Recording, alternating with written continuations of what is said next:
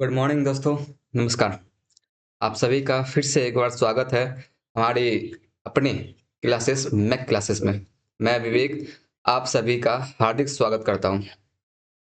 हम लोगों ने अभी तक अपने इस लेक्चर में हमारी वित्तीय संस्था नामक क्लास शुरू किया था और उसमें हम लोगों ने लास्ट जो टॉपिक पढ़ा था उसमें हम लोगों ने समझा था कि हमारी वित्तीय संस्था कितने प्रकार की होती है, लेकिन वो प्रकार बांटा गया था स्वामित्व के आधार पर। ठीक है। उम्मीद है आप लोग को कि आप लोग क्लास समझ में आ रही होगी और उन सभी को मेरा बहुत बहुत बहुत बहुत धन्यवाद जिन्होंने अच्छे अच्छे कमेंट किए हैं। बहुत अच्छे। उम्मीद है आप लोग को इसी तरह से सारा क्लास पसंद आएगा। तो बिना समय वेस्ट किए हुए हम लोग शुरू करते हैं अपना आज का लेक्चर, जो पार्ट 2 होगा हमारे वित्तीय संस्था कक्षा 10 बिहार बोर्ड के लिए। ठीक है, तो चलिए शुरू करते हैं। देखिए, सबसे पहले आज का क्लास शुरू होगा हमारे एक नोट पॉइंट के साथ। जो बच्चे मुझसे पढ़ रहे थे उन्हें पता होगा कि मैं बीच बीच में आपके एग्जाम के लिए बहुत महत्वपूर्ण ऑब्जेक्टिव के तौर पे कुछ नोट पॉइंट लिखवाता हूँ। उसी प्रकार से यहाँ पे एक नोट पॉइंट में लिखने जा रहा हूँ, ध्यान समझिएगा कि वित्तीय संस्थाएं को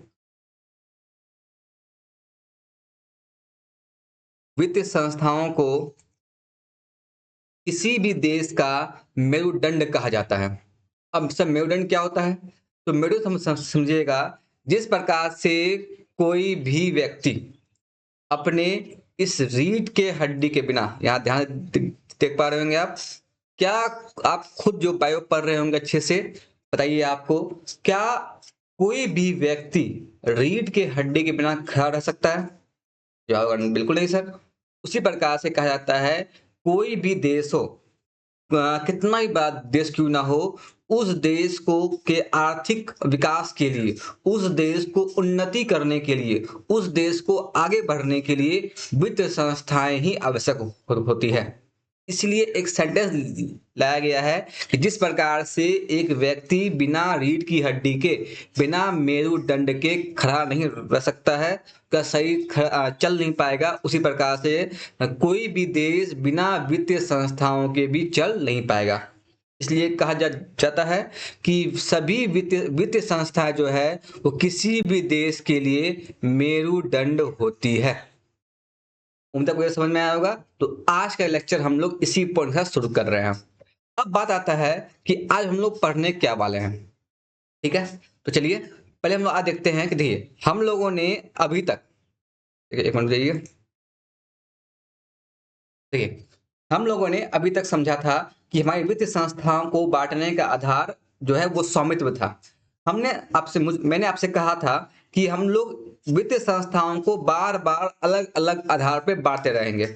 इस बार वित्तीय संस्थाओं को बांटने का जो आधार होगा वो होगा उसके कार्य स्तर के आधार पे, में वो किस लेवल तक कार्य करता है, किसके लिए कार्य करता है, क्या वो पूरे देश के लिए काम कर रहा है या किसी एक राज्य के लिए काम कर रहा है या किसी एक गांव के लिए काम कर रहा है, मैं कुल मिलाकर कहे उसके कार्य का स्तर क्या है, इस आधार पे अब हम लोग बांटने जा रहे हैं हमारी वित्तीय संस्थाओं को।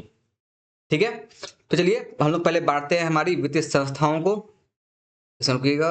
देखिए, अब आप ध्यान से देख पा रहे होंगे कि कार्य स्तर के आधार पर हम लोग बांटने जा रहे हैं हमारी सारी वित्तीय संस्थाओं को। ठीक है, तो कार्य स्तर के आधार पे दो तरह की हमारी वित्तीय संस्थाएं होती है।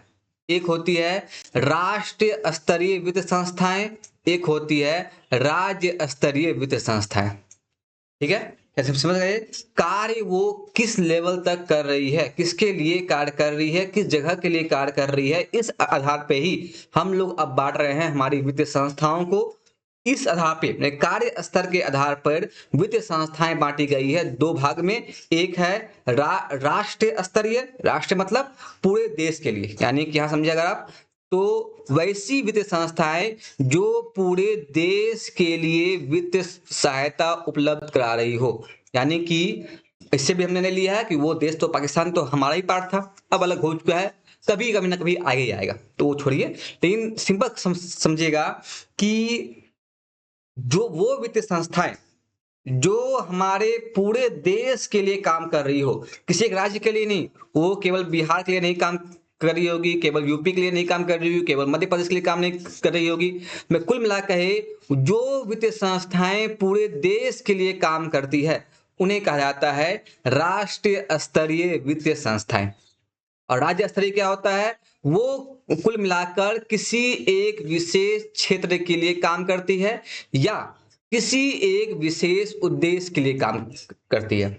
इसका डिफिनेशन मेरे पास वो दिखाएंगे आपको, लेकिन ऐसे मोटा मोटा समझिएगा कि राष्ट्र स्तरीय वित्तीय संस्थाएं वो संस्थाएं होती है जो केवल जो पूरे देश के लिए काम कर रही हो, और राज्य स्तरीय वो संस्थाएं होती है जो एक राज्य में या फिर किसी विशेष उद्देश्य के लिए काम कर रही हो। ठीक है, उम्मीद है आप लोग ये बात समझ में आया होगा। तो हम लोग पहले एक बार इसका डिफिनेशन देखेंगे। देखिए, डिफिनेशन है वैसी वित्तीय संस्थाएं। अब पहले मैंने कहा था कि हम लोग ये वित्तीय संस्थाओं का पार्ट है, तो डिफिनेशन में पहला वर्ड ये होगा वैसी वित्तीय संस्थाएं।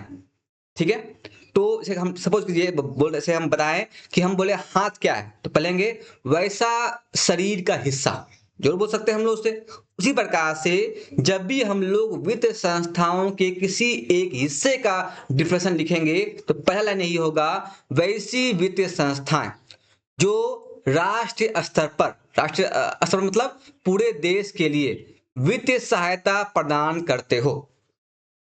ठीक है, वित्तीय सहायता मतलब वो पूरे देश भर में अगर कोई उसके पास अगर कोई बिहार का इंसान आएगा उसे भी वित्तीय सहायता प्रदान करेगा, कोई गुजरात का आएगा उसको भी देगा, कोई उत्तर प्रदेश का आएगा उसको भी देगा, कोई महाराष्ट्र का आएगा उसको भी देगा, कोई जम्मू कश्मीर का आएगा उसको भी देगा। यानी कुल मिला कहे देश के आप किसी भी कोने से क्यों ना आ रहे हो, चाहे आप आए जम्मू कश्मीर से, चाहे आप आए पंजाब से, चाहे आप आए गुजरात से, चाहे आप आए बिहार से, कहीं से भी आए आपको वो संस्थाएं वित्तीय सहायता प्रदान करेगी।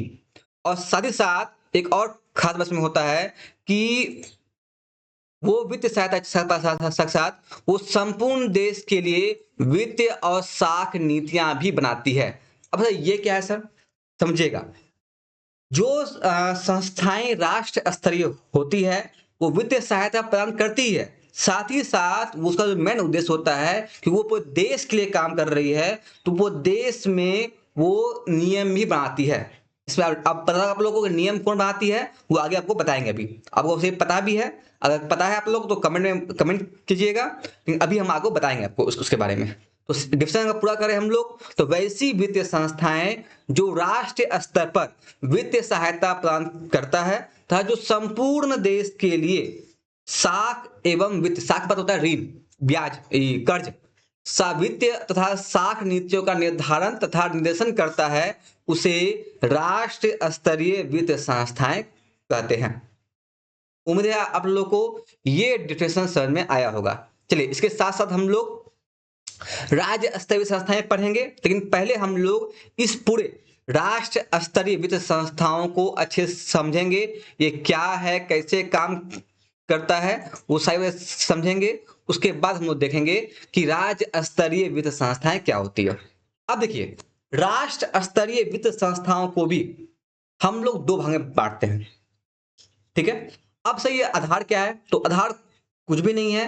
राष्ट्र स्तरीय वित्तीय संस्थाएं जो है वो हम लोग दो भाग में बांटते हैं कि ये हमें हेल्प करेगा। कैसे हेल्प करेगा, तो पैसों के मामले में हेल्प करने वाला है, इसीलिए इसे हम लोग दो भाग में बांट के देखते हैं।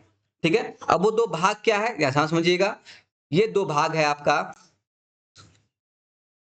एक का नाम है, यहाँ राष्ट्र स्तरीय वित्तीय संस्थाएं दो भाग में बांटी हुई है। एक का नाम है भारतीय मुद्रा बाजार, एक का नाम है भारतीय पूंजी बाजार।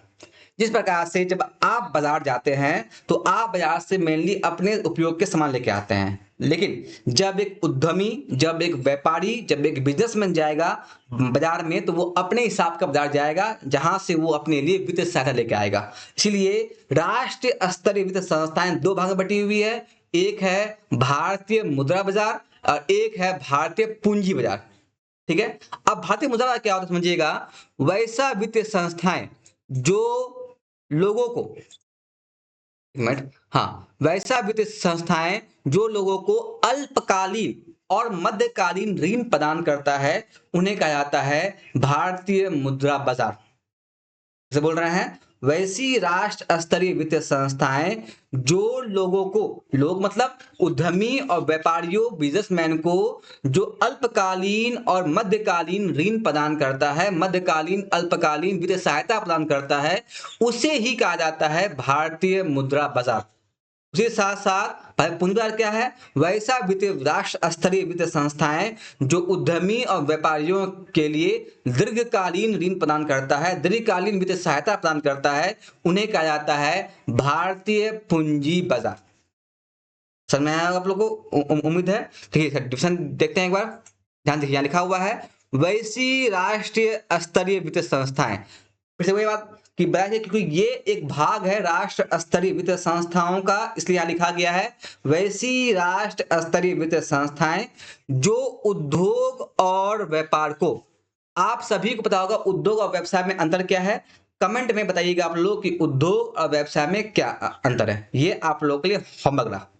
तो उद्योग और तथा व्यवसाय को अल्पकालीन और मध्यकालीन वित्तीय सहायता प्रदान करता है, उन्हें क्या कहता है?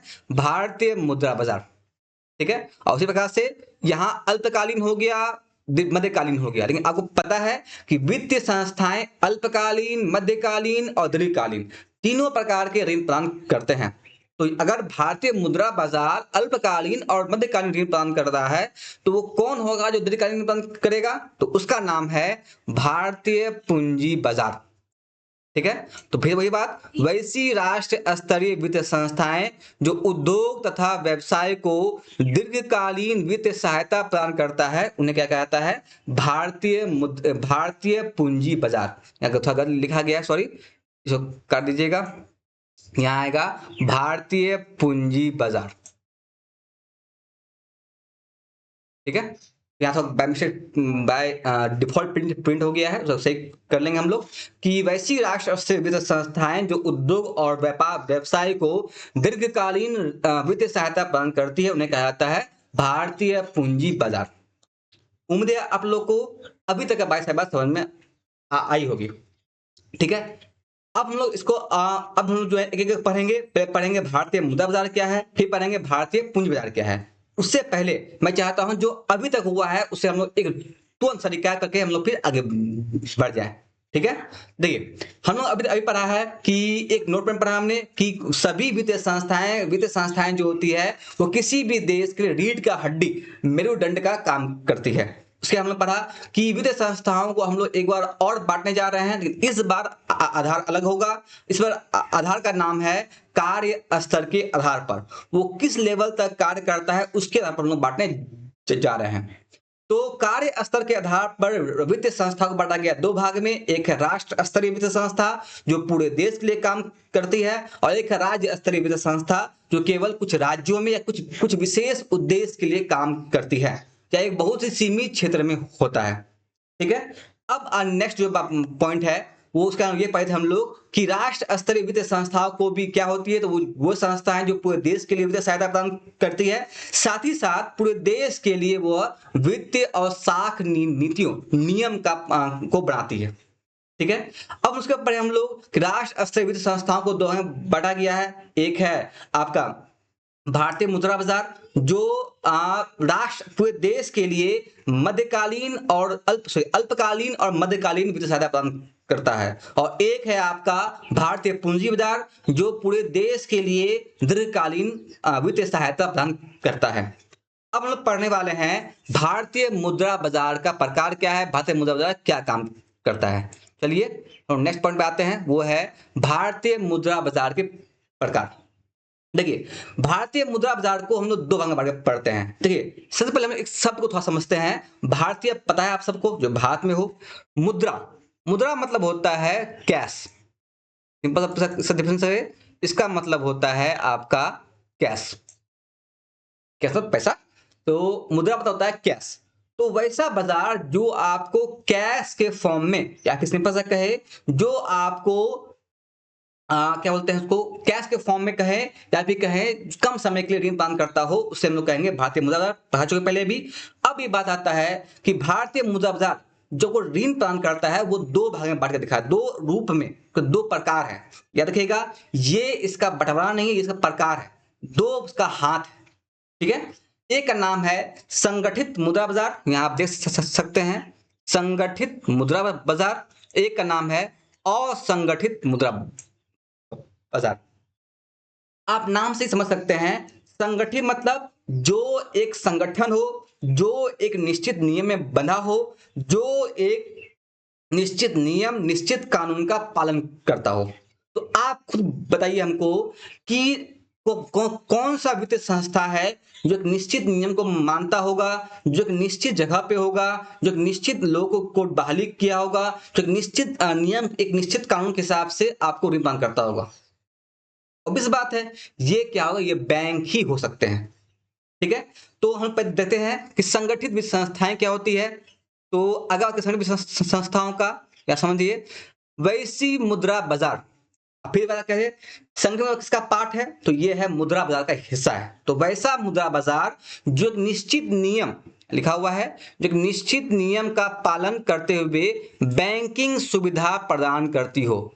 अब आपको बैंकिंग सुविधा क्या होती है, सिंपल बात है, वो सुविधा जो बैंक में मिलती हो। बैंक में क्या सुविधा मिलता है आपको, जब बैंक जाते होंगे वो क्या सुविधा मिलता होगा, सिंपल बात है, आप बैंक में जाके अपना कैश जमा कर सकते हैं, आप बैंक में जाके आप वहां से ऋण उठा सकते हैं, आप बैंक में जाके कुछ लोन के लिए अप्लाई कर सकते हैं, आप बैंक में जाके अपना सोना चांदी को वहां सेफ लॉकर में रख सकते हैं, आप बैंक में जाके अपने खाता खुलवा सकते हैं। इसी कहता है बैंकिंग सुविधा, वो सारी सुविधाएं, वो सारे हेल्प जो आपको बैंक देता हो उन्हें कहता है बैंकिंग सुविधा।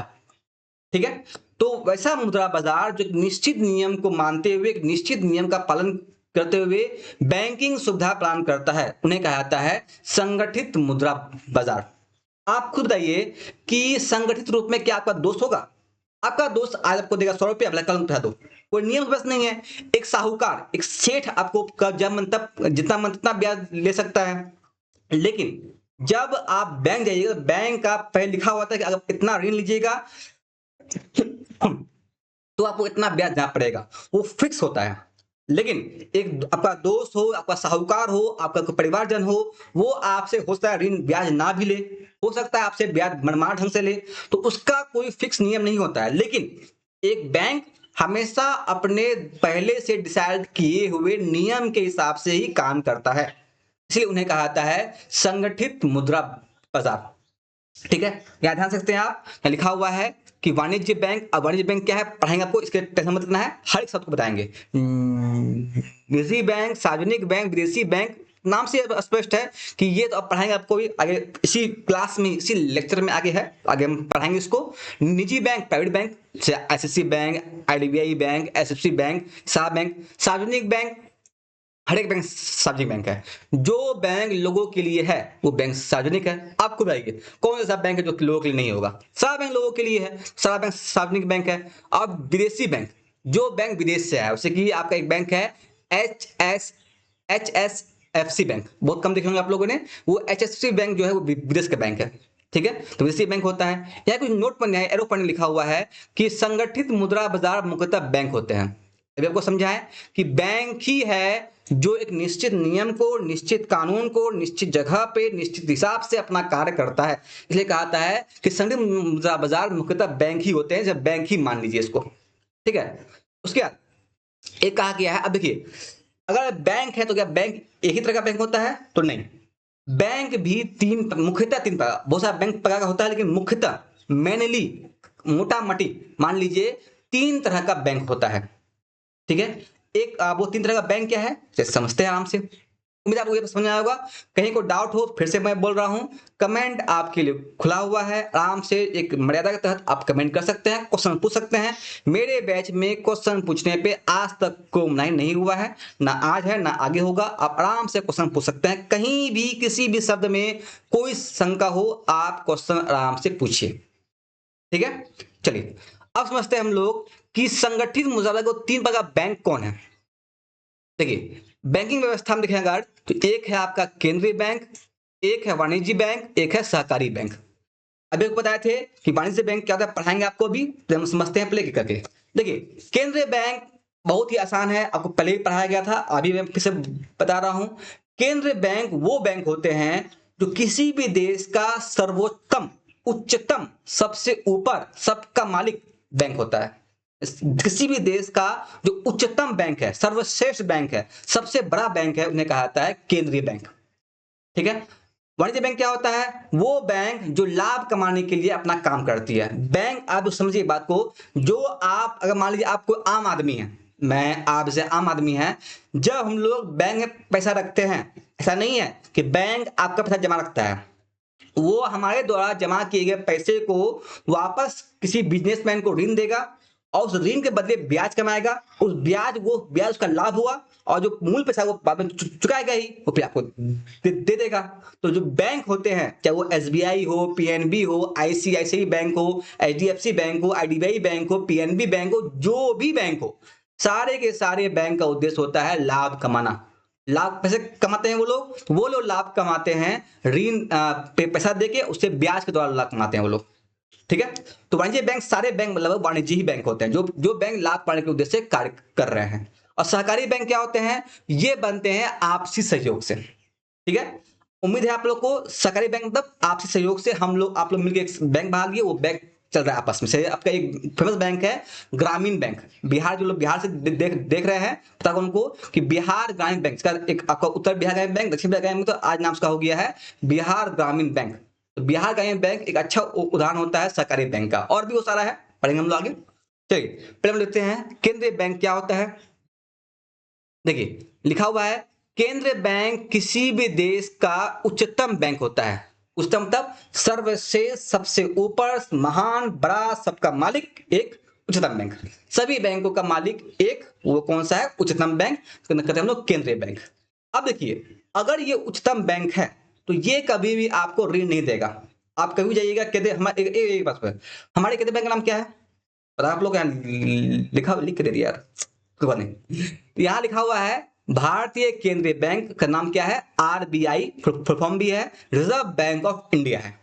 ठीक है। तो आप अगर जाइएगा आरबीआई के पास, भैया आरबीआई भैया हमें चाहिए 100 करोड़ का लोन, बोले भैया हम भी देते हैं, जाइए बैंक के पास, वाणिज्य बैंक वो देगा ऋण आपको। क्या देखिएगा, केंद्र बैंक केवल आपके सभी बैंक, सभी वित्तीय संस्थाओं के लिए, सभी बैंकों के लिए वो केवल नियम बनाता है और उस नियम का संरक्षण भी करता है। तो क्या देखिएगा, केंद्रीय बैंक कभी भी आपको ऋण प्रदान नहीं करता है। केंद्रीय बैंक उस पूरे देश के लिए आर्थिक, वित्तीय और मौद्रिक नीति, मौद्रिक मतलब पैसा की नीति, कि आपके पास इस देश में कितना कैश रहेगा, कितना बैंक में रहेगा, ये नियम तय करता है। अब ये नियम कैसे तय होता है, ये आपके अभी आपके लेवल का नहीं है। जब आप जाइएगा सीनियर क्लास में, तो वहां पढ़ाया जाएगा आपको कि रेपो रेट क्या होता है, रिजर्व रिवर्स रेपो रेट क्या होता है, ये सब बात पढ़ेंगे, वो आगे के लिए है। अभी के लिए इतना ही समझिए कि केंद्रीय बैंक ही डिसाइड करता है कि देश में कितना कैश होगा, देश में कितना बैंक में पैसा होगा, कितना आपको ऋण मिलेगा, ये सारा चीज डिसाइड करता है केंद्रीय बैंक। तो केंद्रीय बैंक आपको ऋण देता है। खास बात यही है कि ये देश का उच्चतम बैंक होता है और ये देश के लिए आर्थिक, मौद्रिक और वित्तीय सारे नियम को बनाता है और उस नियम का संरक्षण भी यही करता है। अगर कोई बैंक आरबीआई का नियम तोड़ेगा तो बोलेगा भाई साहब आइए, तो हम मिलिए हमसे हवेली पे, वो बातें अच्छे से क्या होता है नियम। तो आरबीआई नियम बनाता है और उस नियम का संरक्षण और पालन दोनों करवाता है। ठीक है। अब फिर वही बात कि हमारा देश बहुत खास है, बहुत महान है, तो हमारे देश के केंद्रीय बैंक को हमने एक खास नाम दिया है, वो नाम है RBI, reserve bank of India. ये बहुत आसान था, उम्मीद आपको समझ में आया होगा। आइए हम लोग आते हैं नेक्स्ट पे। तो नेक्स्ट आपका है, वो है आपका एक सेकंड, तो ये भाग्य ज्यादा, हाँ, नेक्स्ट आपका है वाणिज्य बैंक। देखिए, अगर पहले बताया था, वाणिज्य बैंक वैसे बैंक होते हैं जिसका मुख्य उद्देश्य क्या है? लाभ कमाना। भाई साहब उनको आपसे कोई मतलब ही नहीं है। अगर आज आप बैंक से अकाउंट बंद करें, आपको बैंक पहचानेगा भी नहीं। उनका एक ही मानना है भाई साहब, जो हमको उसका एक ही उद्देश्य है, भाई को लाभ कमाना है। आप जमा कीजिए, आप खुद देखे होंगे जब आप बैंक जाते होंगे, जब आप बैंक गए होंगे, तो बैंक जब जाएंगे आप, जब आप जाते होंगे बैंक को कैश जमा करने के लिए, पैसा जमा करने के लिए, वो बस सर बैठिए सर, चाय पिए सर, ये पिए सर, बहुत अच्छे से बात करेगा। और वही बैंक जाइए आप पैसा निकालने के लिए, सर लाइन लगे सर, ये कटोर में चार्ज सर, लंच टाइम है सर, ये टाइम है सर, लिंक फैले सर, बहुत सारा बात बोलेगा वो। आप खुद सकते हैं, वो जानता है अगर हम पैसा देंगे इसको तो उस पैसा अब चले गया, पैसा हम पे कोई लाभ होने वाला है नहीं। लेकिन अगर वो पैसा हमें बैंक में जमा रहेगा तो उससे हम लोग ऋण के तौर पे दे के ब्याज कमा के और भी धन कमा सकते हैं। ठीक है, तो जितने भी बैंक है वो सभी वाणिज्यिक बैंक ही होते हैं। तो वह बैंक जिसका मुख्य उद्देश्य लाभ को, यहाँ देखेंगे आप लिखा हुआ हाईलाइट करके कि वैसे बैंक का मुख्य उद्देश्य का लाभ कमाना होता है और जो जनता को सभी बैंकिंग सुविधा प्रदान करता है। बैंकिंग सुविधा क्या होता है, वही बात, अगर आप जाए बैंक में, आपको जो जो बैंक सुविधाएं देती है, आप बैंक जाइएगा, आपको बैंक खाता खोल के देगा, आपको बैंक एटीएम देगा, आपको बैंक पासबुक देगा, आपको बैंक चेक देगा, आपको बैंक लॉकर सुविधा देगा, जो सुविधाएं आपको बैंक में मिलती है उसको कहा जाता है बैंकिंग सुविधा।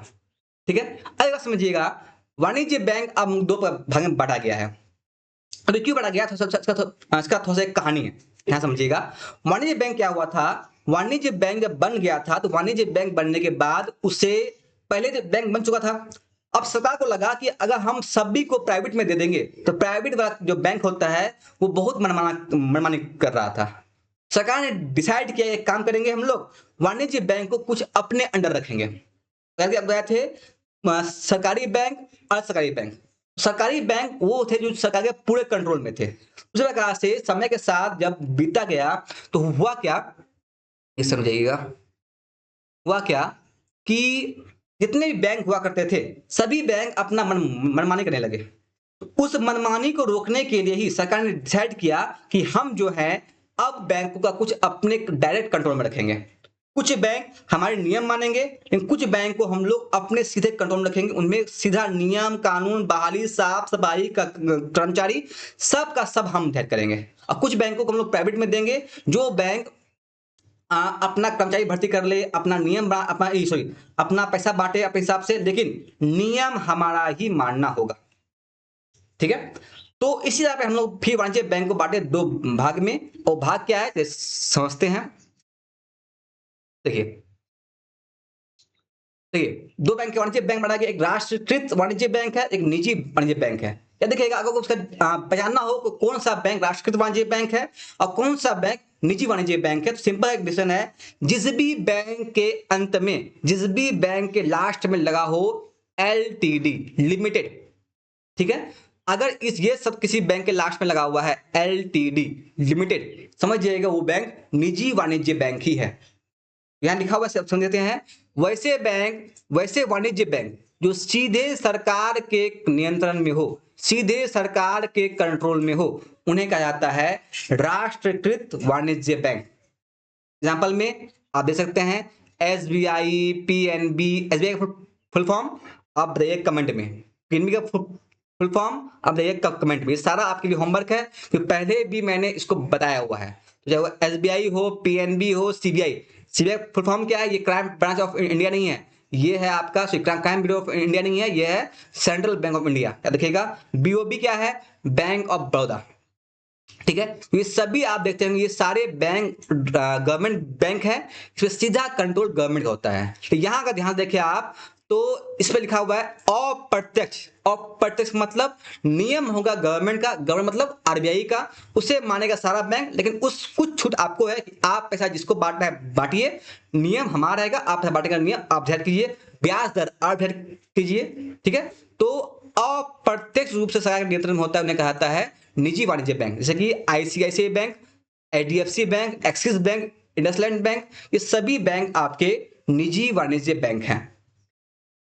उम्मीद है आप लोग को यहां तक समझ में आया होगा। चलिए अब लास्ट जो हमारा पार्ट था वो है सहकारी बैंक।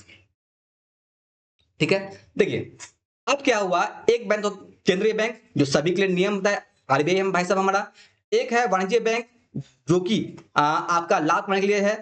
ये अब डिसाइड ये हुआ था कि वाणिज्य बैंक भी अब वो उनको तो लाभ कमाना है, तो क्या आप खुद बताइए, एक समझाइएगा।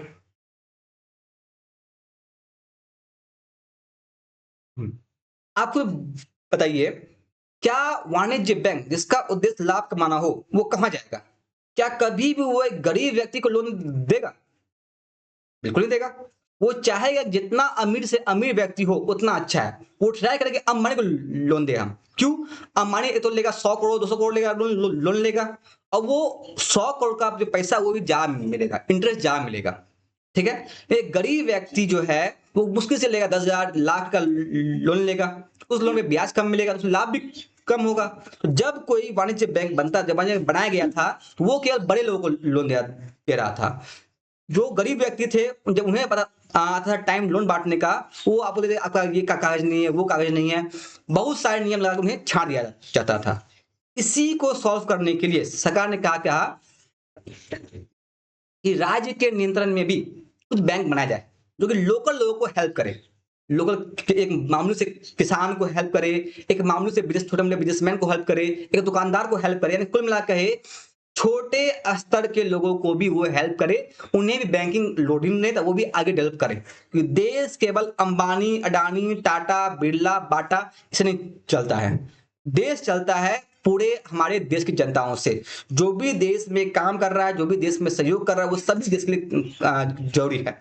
ठीक है, तो अब सरकार ने कहा इसी का सॉल्व करने के सरकार ने एक काम किया, एक काम करेंगे हम लोग लोकल स्तर पे लोग द्वारा मिला के हम लोग एक बैंक बनाएंगे, जिसे नाम दिया गया सहकारी बैंक। ध्यान दीजिएगा, चाहे सहकारी बैंक हो चाहे वाणिज्य बैंक हो, दोनों बैंक के लिए नियम फिक्स है कि दोनों का दोनों बैंक जो है वो आरबीआई का नियम मानेगा। लेकिन सहकारी बैंक क्योंकि एक लोकल स्तर पे एक राज्य के अंदर होता है, एक राज्य के किसी जिले के किसी शहर के किसी गांव में भी हो सकता है, इसीलिए कहा गया कि सहकारी बैंक का जो संचालन है वो संचालन करेगा आपका राज्य सरकार। ठीक है, तो समझते हैं हम लोग इस सहकारी बैंक क्या होता है, उम्मीद आपको समझ में आया होगा, फिर से हम बता रहे हैं, जस्ट अ सेकेंड। चलिए, तो वैसी वित्तीय संस्थाएं जो लोगों के आपसी सहयोग से स्थापित किया गया है, उन्हें कहा जाता है सहकारी बैंक।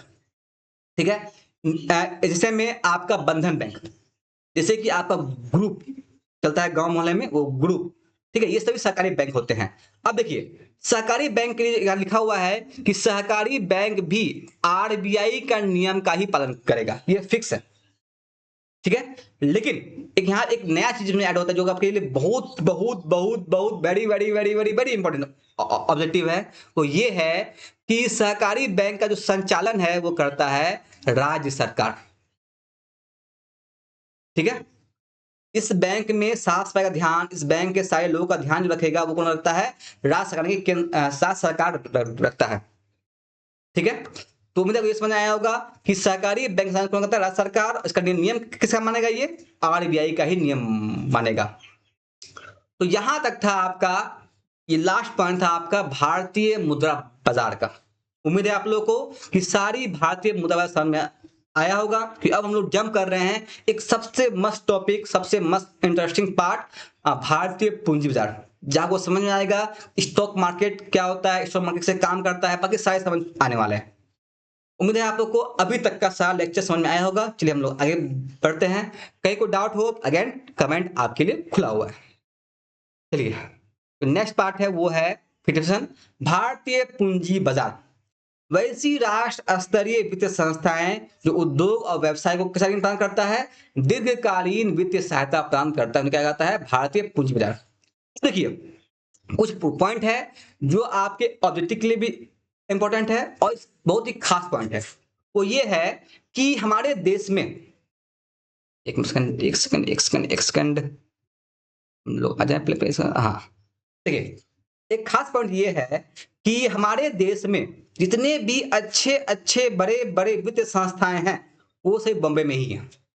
जैसे आरबीआई का हेडक्वार्टर बम्बई, हमारा स्टॉक मार्केट कहाँ है? बम्बई में। तो कुल मिलाकर हमारा सारा मार्केट जो है वो कहाँ है? तो बॉम्बे में ही है। ठीक है, तो इसीलिए कहा जाता है कि बॉम्बे को कहा गया है हमारी वित्तीय राजधानी। दिल्ली हमारी राजनीतिक राजधानी है, बॉम्बे हमारी वित्तीय राजधानी है। ठीक है, क्योंकि सारे हमारे अच्छे अच्छे बड़े बड़े जो पैसे हैं वो सभी कहां पर, जो पैसा रखने का जगह है या जो कि बड़े बड़े वित्तीय संस्थाएं हैं वो सभी कहां पे हैं? तो वो आपके बॉम्बे में ही है। इन्हें इसलिए उसे कहा जाता है बॉम्बे को देश की, भारत की वित्तीय राजधानी। बहुत ही मस्त ऑब्जेक्टिव है, तो ध्यान रखिएगा। और एक खास बात, जहां पे पूंजी बाजार का मुख्य केंद्र है, ठीक है, उसे नाम दिया, उस जगह को नाम दिया गया है दलाल स्ट्रीट। ठीक है, ये बॉम्बे में है और उस वहां पे क्या है, स्टॉक मार्केट है, जहां पे पूरा स्टॉक इधर होता है। स्टॉक मार्केट क्या है बताएंगे अभी आपको आगे। ठीक है, उसके लिए आप चिंता मत कीजिएगा। स्टॉक मार्केट क्या होता है वो सही बताने वाली है अभी हमको, लेकिन इतना ध्यान रखिएगा, जहां पे भारतीय पूंजी बाजार का सारा मामला, जहां पे मुख्य केंद्र है, उसे कहा जाता है आपका दलाल स्ट्रीट। उस जगह का नाम दिया गया है दलाल स्ट्रीट।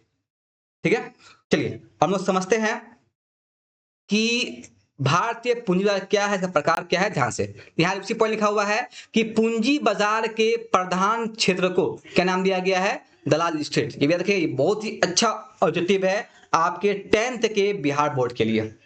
ठीक है, सेकंड जो है वो आपका है, एक पॉइंट वही था कि मुंबई को भारत की वित्तीय राजधानी कहा जाता है। ठीक है, चलिए अब आते हैं कि सर क्या भारतीय पूंजी बाजार दीर्घकालीन वित्तीय सहायता प्रदान तो करता है, इसका प्रकार कितना है, ये कितने प्रकार में बांटा गया है। ध्यान समझिएगा कि भारतीय पूंजी बाजार जो है वो बांटा गया है, इतने भाग में बांटा गया, मतलब 4 भागों में से बांट के देखा गया है। पहला है आपका प्रतिभूति बाजार, दूसरा है आपका औद्योगिक बाजार, तीसरा है आपका विकास वित्त संस्थाएं, और चौथा है आपका गैर बैंकिंग संस्थाएं। अब ये क्या है तो समझते हैं एक करके। एक अच्छा पिक्चर मेरे पास, उसको हम समझेंगे सारी चीजों को। देखिए, पहला आपके सामने है भारतीय पूंजी बाजार। देखिए इसे हम लोग कहते हैं, इसे हम कहते हैं स्टॉक मार्केट। अब समझिएगा ये क्या होता है, कैसे काम, ध्यान समझिएगा। इसे हम समझाएंगे थोड़ा सा एक व्हाइट पेपर क्वेश्चन में। देखिए मान लीजिए स्टॉक क्या होता है। ठीक है, इसका हम समझेंगे स्टॉक मार्केट कैसे काम करता है, क्या काम करता है। मान लीजिए कि कोई एक कंपनी है। ठीक है, मान लीजिए कोई कंपनी, मान लीजिए टाटा या बिरला कोई कंपनी है। ठीक है, तो मान लीजिए कंपनी है, इस कंपनी में क्या हुआ, इस कंपनी को एक पैसा का जरूरत पड़ा। सपोज एक कंपनी टाटा। ठीक है, अब टाटा कंपनी को जरूरत पड़ा अपने कुछ पैसों का। ठीक है, अब उसके दो उपाय है, या तो वो जाए वाणिज्य बैंक के पास, वहां से ऋण उठाए, लेकिन उन्होंने देखा कि बैंक के पास उतना पैसा नहीं है जो मैं जरूरत पूरा कर सके, हमें चाहिए 1000 करोड़ चाहिए, अब बैंक 1000 करोड़ देने के तैयार नहीं है। अब वो क्या करेगा, अपने उस वित्तीय जरूरत को पूरा करने के लिए, अपने उस वित्तीय आवश्यकताओं को पूरा करने के लिए वो एक काम करेगा कि अपने कंपनी का कुछ पार्ट को, कुछ हिस्सेदारी को, सपोज कीजिए उसने कहा करना चाहिए, हाँ, टाटा कंपनी ने कहा कि हम अपने कुछ हिस्सेदारी, कुछ पार्टनरशिप को जो है वो हम लोग देंगे। उस पार्ट, अगर जो भी व्यक्ति उस पार्टनरशिप को खरीदेगा, उस हिस्सेदारी को खरीदेगा, उसके बदले उसे मुझे कुछ पैसा देना पड़ेगा। ये बात कहा टाटा कंपनी में। ठीक है, टाटा कंपनी गया और अपने द्वारा कुछ, मान लीजिए उसे जरूरत, सपोज हम लोग एग्जाम्पल ले रहे हैं 1000 रुपए जरूरत था, उसने क्या किया, इस 1000 रुपए को जरूरत को पूरा करने के लिए उसने कहा कि हम अपना कंपनी का 10% शेयर, 10% हिस्सेदारी बांटेंगे, जो भी 1000 रुपए देगा। अब दिक्कत क्या है, एक व्यक्ति को ना देकर उसने क्या किया, इस 1000 रुपए को अलग अलग भाग में बांट दिया। मैं 10 रुपया का एक पेपर दिया उसने। देखिए अगर आप एक पेज खरीदे उसका मूल्य है 10 रुपया, इसी प्रकार से उसने मान ली बहुत सारा पेपर किया, मैं 100 पेपर जारी किया। जो भी व्यक्ति 100 पेपर को खरीदेगा उसको मेरा कंपनी का 10% हिस्सा मिल जाएगा। अब क्या है, सपोज कीजिए आप गए, आपने एक शेयर खरीदा, आप कितना देंगे, 10 रुपया देंगे, ये 10 रुपया जाएगा उस कंपनी के पास। फिर आपने कहा नहीं हम 100 का 100 खरीदेंगे, आपने 100 का 100 खरीद लिया, आपको कितना पेमेंट करना पड़ेगा, 1000 रुपया, और यहाँ पे कौन लेगा, आपका टाटा कंपनी। ठीक है, तो आपके पास क्या गया, 100 शेयर आ गया, यानी अब आप उस कंपनी के 10% के मालिक बन गए, और उस टाटा कंपनी जो था 1000 रुपए को 1000 रुपए जो भी पूरा हो गया। इसे ही कहा जाता है शेयर। जो एक जो 10 रुपए का शेयर निकाला उसने उसे कहा गया शेयर। नहीं समझ आया, भैया समझा रहे हैं, ध्यान समझिएगा। चलिए एक और लेते एग्जाम्पल, मान लीजिए कोई बिरला नामक कंपनी है, बिरला कंपनी को, बिरला कंपनी ने क्या किया, लेकिन कहा कि देखिए भाई साहब, हम अपना कुछ स्टॉक को निकाल रहे हैं, कुछ शेयर निकाल रहे हैं। ठीक है, जो भी व्यक्ति से, ये व्यक्ति बहुत सारे व्यक्ति खड़े हैं, जो व्यक्ति इस शेयर को बाय करेगा, इस शेयर को खरीदेगा, वो जो है हमारे कंपनी का कुछ परसेंट माने 10% हिस्सेदार बन जाएगा। सभी लोग आए और सभी लोगों ने पैसा दे दे के इसका जो ये शेयर है, ये जो हिस्सेदारी वो खरीद लिया। अब क्या हुआ, इन सब जो दिया पैसा, वो पैसा फंड के रूप में मिल गया इस कंपनी को। ठीक है, अब क्या हुआ, जो पैसा मिला इस कंपनी को, वो पैसा इसको जो था पैसा मिल गया इसको, और इनको क्या मिल गया, शेयर। तो सर इनको तो मिल गया फायदा, इनको क्या फायदा हुआ, तो अब फायदा ये हुआ, जितना भी ये कंपनी लाभ कमाएगी उसका 10% मिलेगा जो उस व्यक्ति को, जो जिस व्यक्ति ने इसका शेयर खरीदा था। तो ये भी एक तरीका है आपके एक बड़े बड़े कंपनियों के पास अपना वित्तीय सहायता, वित्तीय जरूरत को पूरा करने का, कि आप अपनी कंपनी में कुछ शेयर जारी कीजिए और लोगों से कहिए कि आप उस शेयर खरीदिए, और उस खरीदे के बाद जो लोग पेमेंट करेंगे आप उस पेमेंट से अपना सहायता पूरा कर लीजिए। ठीक है, इसके बदले क्या क्या कीजिएगा, जो भी आपके कंपनी का लाभ होगा उस लाभ का जो परसेंट आपने कहा था लोगों को, वो परसेंट आपको उन लोगों को देना पड़ेगा। इसे कहा जाता है प्रतिभूति बाजार, जहां पे आप अपनी कंपनी का प्रतिभूति एक पेपर जारी करते हैं।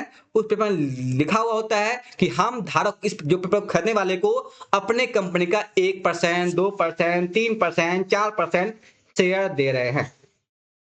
ठीक है, तो इसके द्वारा भी फंड आता है और उस फंड से कंपनियां अपना विकास करती है। तो ये एक पहला तरीका है प्रतिभूति बाजार द्वारा। अब सेकंड जो है, क्या आप सब समझ में आया होगा? अगर समझ में आया है तो अच्छी बात है, अगर नहीं आया हो तो आप दोबारा देखिए इस वीडियो को, उससे भी ना आया हो तो आप कमेंट बताइएगा, हम आपको दोबारा अगले लेक्चर में समझाएंगे इसको।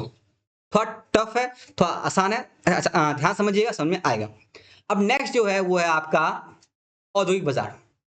देखिए, ये बहुत ही कॉमन सा बात है कि बहुत सारी कंपनियां क्या करती है कि अपने से सब यहाँ देख सकते हैं, एक हॉस्पिटल है। ठीक है, इस हॉस्पिटल को जो था कुछ टिश्यू पेपर का, और जो था एक एमआर मशीन का, कुछ मेडिकल मशीन की जरूरत है, ईसीजी मशीन होता है, बहुत सारा मशीन होता है, उसकी जरूरत पड़ रहा है इसको। ठीक है, अब क्या करेगी वो कंपनी, वो हॉस्पिटल क्या करेगा, हॉस्पिटल भी एक कंपनी है, एक इंडस्ट्री है। वो जाएगा एक दूसरे उस कंपनी के पास, जो कंपनी सपोज ये व्यक्ति गया इसके पास, भाई साहब हमको चाहिए आपकी कंपनी ये मशीन चाहिए, इस मान लीजिए ईसीजी मशीन है, ये मशीन चाहिए हमको। क्यों चाहिए भाई साहब? ताकि हम अपने हॉस्पिटल में लगा के लोगों का इलाज कर पाए। ठीक है, तो ये गया इसके पास और इससे ये मशीन खरीद के लेके आया। अब ध्यान दीजिए, इस हॉस्पिटल के लिए ये मशीन है, ये काम करेगा पूंजी का। कैसे सर? अब क्या होगा, जो भी मरीज आएगा इस पे इलाज ईसीजी कराने के लिए, उससे वो अपना कुछ पैसा लेगा। ये कंपनी उस हॉस्पिटल को बाबा कमा के देगी। जब भी आप जाइएगा वहां पर, समझो कि ये आप गए, इस व्यक्ति से बोला कि हमको चाहिए एक अल्ट्रासाउंड करने का मशीन चाहिए। ठीक है, वो गया और वहां पे गए, उस मशीन खरीद लिया, ये व्यक्ति इससे मशीन खरीद लिया और इसे इस हॉस्पिटल में लगा दिया। ठीक है, अब मान लीजिए मैं गया उस हॉस्पिटल में, हमको अल्ट्रासाउंड करवाना है, बट ठीक लगिए, पेमेंट लगिए 100 रुपये 500 रुपये लगिए, हम वो देंगे 500 रुपया और वो मुझे लेके जाके मेरा अल्ट्रासाउंड करके देगा। यानी कि ये मशीन जो है, ये इस व्यक्ति को बार बार कमा के देगी, ये भी इसके लिए पूंजी हुआ।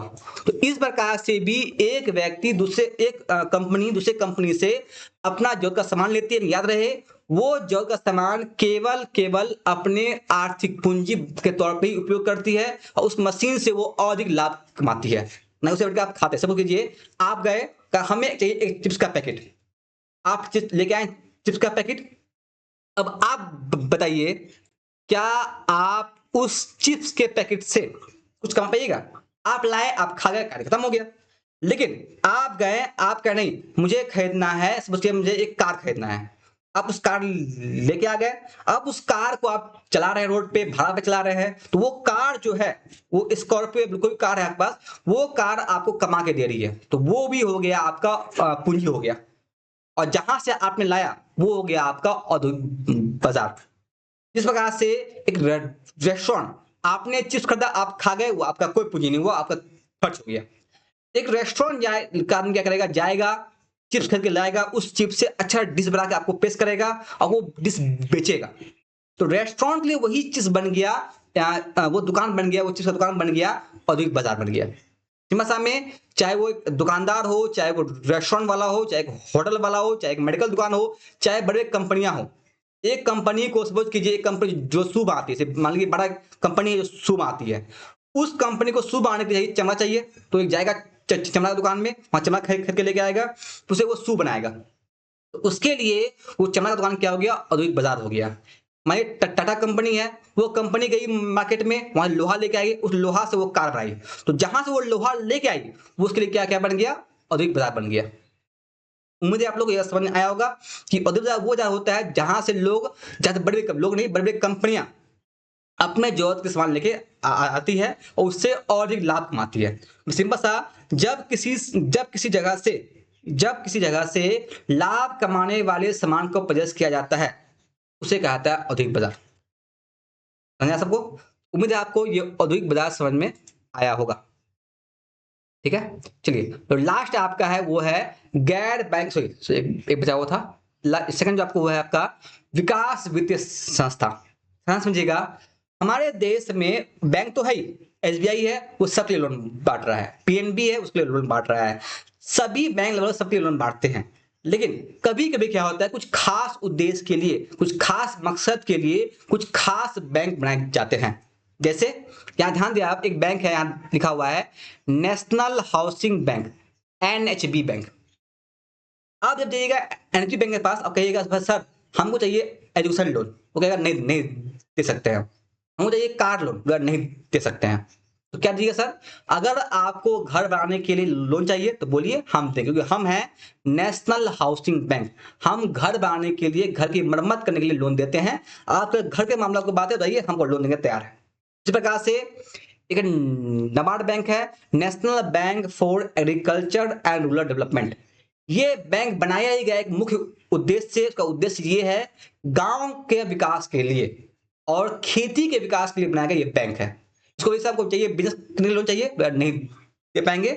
अगर आपको खेती करना है, खेती संबंधी कोई काम करना है, उसके लिए आपको लोन हम दे सकते हैं, लेकिन इसके अलावा आपको कोई लोन नहीं दे पाएंगे। इस प्रकार से एक बैंक है, दो बैंक समझ लीजिए, IDBI bank, industrial bank of India, एक है IFCI bank, industrial finance corporation of India.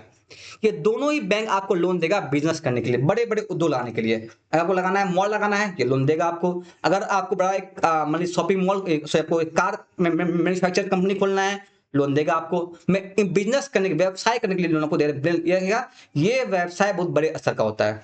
और एक और है, मान लीजिए आपको सामान बेचना है, बाहर बेचना है, विदेश में। मान समझिए आपने कुछ कार बनाया, उस कार को बेचना है आपको विदेश में, तो जो खर्च है जाने आने का, वो खर्च के लिए आपको अगर लोन चाहिए तो आप जाइए Exim bank, export import bank of India, इसको कहते हैं हम लोग एक्सिम बैंक। तो ये बैंक केवल लोन देती है आपको निर्यात और आयात के लोन देती है, एक्सपोर्ट इंपोर्ट के लिए लोन देती है। ठीक है, तो कुछ अगर खास उद्देश्य के लिए, कुछ खास क्षेत्र के विकास के जब कोई बैंक बनाया जाता है, कोई वित्तीय संस्थाएं बनाई जाती है, उन्हें कहा जाता है विकास वित्तीय संस्था। जैसे लिखा हुआ है IDBI bank, IFCI bank, Exim bank, NABARD bank, NHB bank, ये सारे बैंक जो हैं वो है आपके विकास वित्तीय संस्था। जो लास्ट आपका है वो है गैर बैंकिंग वित्तीय संस्थाएं। आप ध्यान देते होंगे, अगर आपको चाहिए फ्रिज चाहिए, बजाज फाइनेंस के सामने है। आपको मैंने कार चाहिए, बजाज फाइनेंस है, महिंद्रा फाइनेंस है, मुथूट फाइनेंस है। में बहुत सारे ऐसे फाइनेंस कंपनियां हैं जो आपको फाइनेंस मान देती है, मोबाइल, लैपटॉप, फ्रिज, टीवी, तमाम तरह के इक्विपमेंट आपको ब्याज पे से आपको कोई कंपनी देती है, उसके बदले आप उसको पैसा बाद में चुका सकते हैं। तो कुछ कंपनियां ऐसी भी है जो आपको वित्तीय सहायता प्रदान करती है, लेकिन वो आपको कंपनी वो, लेकिन वो आपको ऐसे कोई भी गैर बैंक, यहां क्यों लिखा हुआ है गैर बैंकिंग, मतलब ये होता है वो आपको बैंकिंग सुविधा प्रदान नहीं करेगा। मतलब कि वो आपको चेक नहीं देगा, वो आपको खाता नहीं देगा, वो आपको एटीएम नहीं देगा। ठीक है, वो केवल आपको इन हैंड आपका सामान लाकर देगा, उसके बदले आपको एक ऐप देगा, उस पर आप मंथली पेमेंट करते जाइए। चाहे बजाज फाइनेंस हो, महिंद्रा फाइनेंस हो, मुथूट फाइनेंस हो, ये सभी तरह की जो फाइनेंस बैंक है, ये केवल और केवल गैर बैंकिंग वित्तीय संस्थाएं हैं। ये आपको कोई भी बैंकिंग सुविधा नहीं देगा, केवल और केवल आपकी वित्तीय सहायता को पूरा करेगा। ठीक है, तो ये थे आपके पूंजी, भारतीय पूंजी बाजार। समझा हो गया? प्रतिभूति बाजार क्या है, ये आपका स्टॉक मार्केट है। औद्योगिक बाजार क्या है? जब आप में लाभ पाने के लिए सामान खरीदते हैं उसे कहते हैं औद्योगिक बाजार कहते हैं। विकास संस्था क्या है? किसी विशेष उद्देश्य के लिए बनाई गई बैंक है ये। और गैर बैंकिंग संस्था क्या है? ऐसी कंपनियां जो पैसा तो देती है लेकिन वो कोई भी आपको बैंकिंग सुविधा कभी प्रदान नहीं करेगी। अब लास्ट इस क्लास का जो पॉइंट है वो ये है, क्या याद रखिएगा, प्रतिभूति बाजार को नाम दिया गया है प्राथमिक बाजार। तो प्राथमिक बाजार कहा जाता है प्रतिभूति बाजार को। ठीक है, ये बहुत अच्छा ऑब्जेक्टिव है। पूछ सकता है आपसे एग्जाम में कि भारतीय पूंजी बाजार में प्राथमिक बाजार किसे कहा जाता है? सिंपल कहेगा कि भारत में प्राथमिक बाजार किसे कहा जाता है? वो क्या है? प्रतिभूति बाजार। देखिएगा, आपके अर्थशास्त्र में ही था प्राथमिक क्षेत्र क्या है, तो वो क्या है? कृषि है। यहाँ है प्राथमिक बाजार क्या है, तो वो क्या है? प्रतिभूति बाजार। इस प्रकार से द्वितीय बाजार क्या है, तो वो औद्योगिक बाजार। वहां क्या था? द्वितीय क्षेत्र क्या होता है? वो होता है आपका औद्योगिक क्षेत्र। ठीक है, या देखिए आप दो चीज है, प्राथमिक बाजार अलग है, प्राथमिक क्षेत्र अलग होता है। प्राथमिक द्वितीय बाजार होता है, द्वितीय क्षेत्र अलग होता है। ये दो आपका ऑब्जेक्टिव है, याद रखिए अच्छे से। और इसी के साथ आज का लेक्चर यहीं एंड होता है। ये था आपका हमारी वित्तीय संस्थाओं का लेक्चर नंबर 2। उम्मीद है आपको सारी बातें समझ में आई होगी। कहीं भी कोई डाउट हो, कोई सवाल हो, कोई शंका हो, कोई तकलीफ हो, आप आराम से मैंने पूछ सकते हैं। उम्मीद है मैंने बहुत ही सिंपल भाषा में समझाने की कोशिश किया है। हो सकता है कुछ टॉपिक आपको टफ लगी हो, दोबारा देखिए उन्हें। अगर समझ में ना आए, कमेंट खुला हुआ है, वहां पूछ सकते हैं। फिर से एक बार उन लोगों को बहुत बहुत धन्यवाद जिन्होंने भी अच्छे से कमेंट किया है, उन्हें बहुत धन्यवाद। आप लोगों का प्यार से बना रहे। ठीक है, मेरा उद्देश्य इतना ही है कि आप समझे, समझ में जहां भी ना आए आप क्वेश्चन पूछ सकते हैं। ठीक है, तो आज का लेक्चर यहीं पर खत्म कर रहे हैं। मिलेंगे हम फिर अगले लेक्चर में। आज के लिए, अभी के लिए इतना ही। अपना ख्याल रखें, अपने बड़ों का सम्मान करें और लाइफ में खूब खूब खूब आगे बढ़े। ठीक है, चलिए अगले इतना ही। धन्यवाद।